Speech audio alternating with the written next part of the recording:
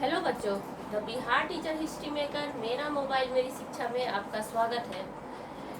मैंने पहले भी बताया है कि the Bihar teacher history maker के यूट्यूब चैनल को भी आप लोग सर्च करें और उस पर पढ़ाई करें।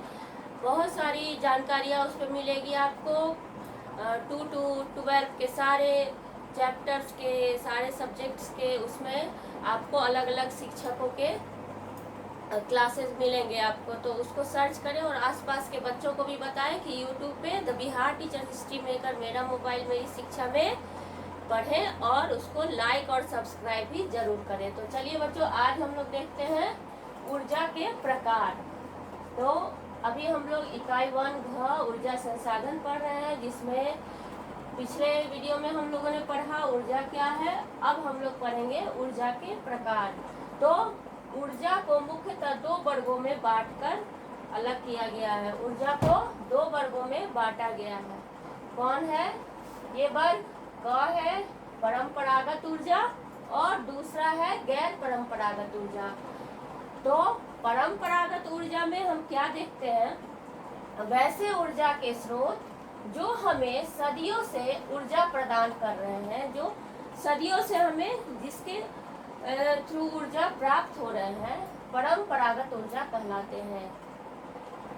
ये अनवीकरणीय एवं क्षयशील होते हैं। अनवीकरणीय कौन से संसाधन में हम लोग पढ़े थे?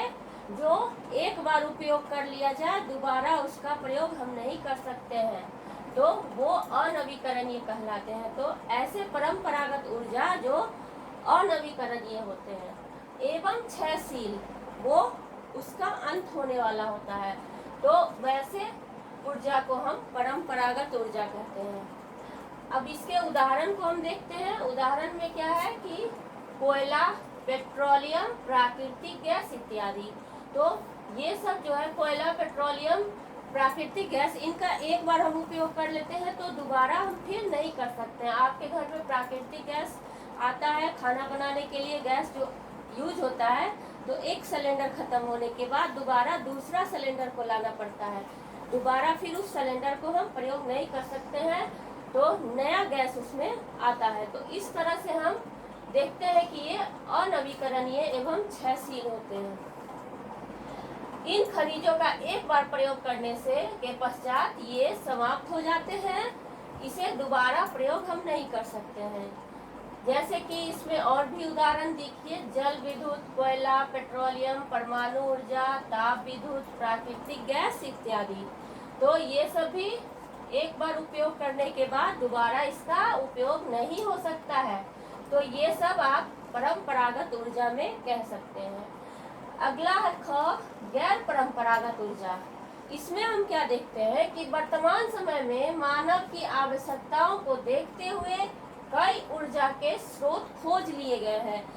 मानव के द्वारा इसका आविष्कार हुआ है कि किस तरह हम ऐसा कुछ करें जिससे हमें ऐसी ऊर्जा प्राप्त हो जो हम बार बार उसका उपयोग कर सके, एक बार में वो खत्म ना हो।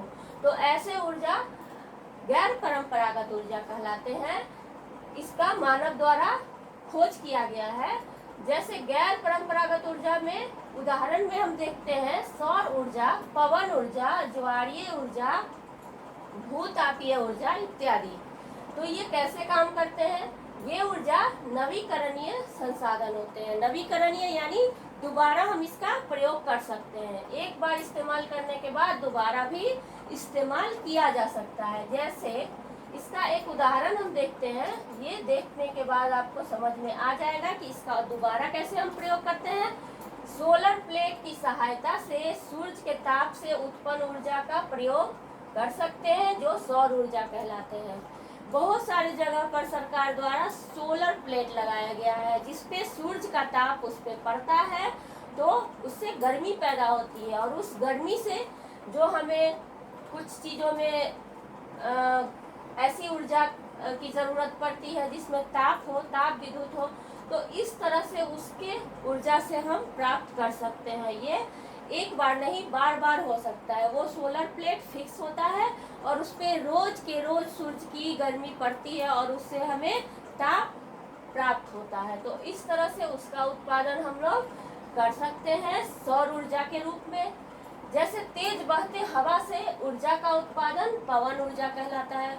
जहाँ जहाँ बहुत तेज हवा चलती है वहाँ पे उस हवा के द्वारा हम ऊर्जा को प्राप्त करते हैं, तो वो पवन ऊर्जा कहलाती है। इसी तरह बहुत सारे तटीय इलाके जो है वहाँ पर ज्वारीय ऊर्जा का उपयोग करते हैं। बहुत सारे जगह पर सरकार द्वारा ऐसे प्लांट लगाए गए हैं जिसमें सौर ऊर्जा, पवन ऊर्जा, ज्वारीय ऊर्जा या भूतापीय ऊर्जा का प्रयोग हम कर सकें और ये बार बार कर सकते हैं। तो इस तरह से हम लोगों ने देखा ऊर्जा के दो वर्गों में किस तरह बांटा गया है और वो कैसे काम करता है। तो इस तरह हमें परंपरागत ऊर्जा को बचाने की भी आवश्यकता है। ज़्यादा से ज़्यादा जितना प्रयोग जरूरत हो उतना ही प्रयोग करें और गैर परंपरागत ऊर्जा एक हमारे लिए वरदान साबित हो रहा है। तो इस तरह हम लोग देख सकते हैं कि ऊर्जा के प्रकार को हम लोगों ने आज देखा। तो चलिए बच्चों, अब अगले वीडियो में हम लोग फिर से मिलते हैं, ऊर्जा के संरक्षण को पढ़ेंगे।